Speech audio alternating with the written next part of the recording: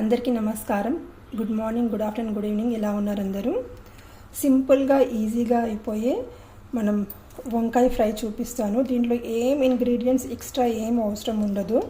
మనం కిచెన్లో ఉండే వాటితో ఈజీగా చేసేసుకోవచ్చు. ఫస్ట్ అయితే బ్రింజాల్ వంకాయని ఇలా కట్ చేసి పెట్టుకోవాలి. కొంచెం థిక్గా ఉండాలి.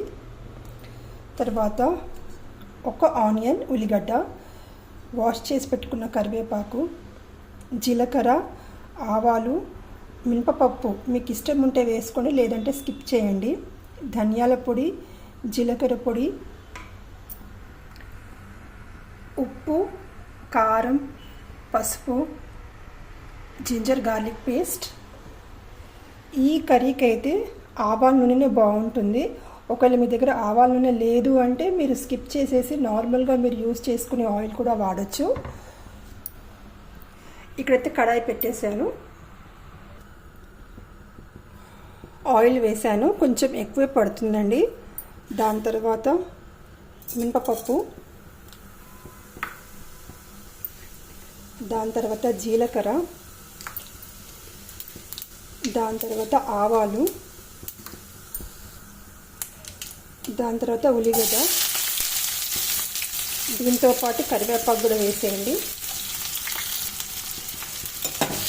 వేసేసి చిన్నగా ఒక మిక్స్ ఇవ్వండి.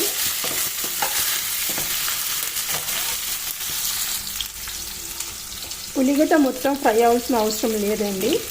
ఇప్పుడు దీంట్లో కట్ చేసి పెట్టుకున్న వంకాయ వేసేద్దాము.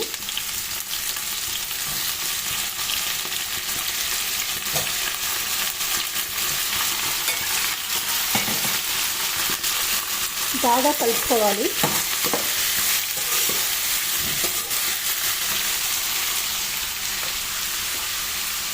ఫ్లేమ్ని మీడియంగా పెట్టేసి కలిపిన తర్వాత క్యాప్ పెట్టేసేయండి. క్యాప్ పెట్టేసి సిమ్ చేసుకొని ఒక 5 మినిట్స్ వదిలేయండి. దీన్ని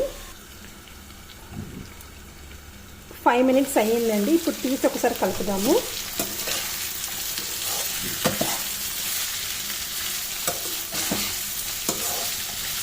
ఇప్పుడు నెక్స్ట్ మనం మిగతా ఇంగ్రీడియంట్స్ అన్నీ యాడ్ చేసుకుందాము. ఫస్ట్ పసుపు, తర్వాత అల్లం వెల్లుల్లి పేస్ట్, జింజర్ గార్లిక్,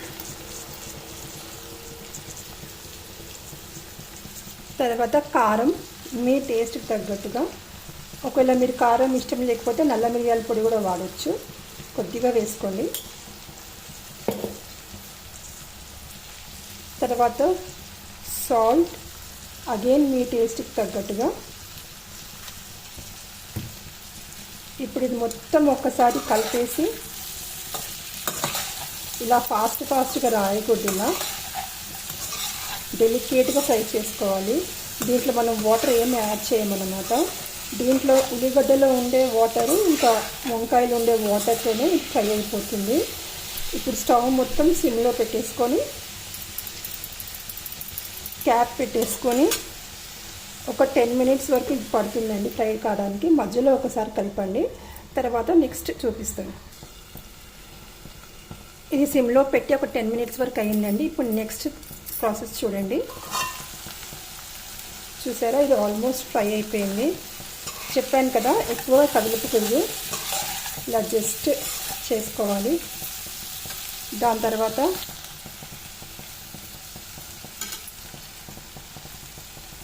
కొద్దిగా ధనియాల పొడి,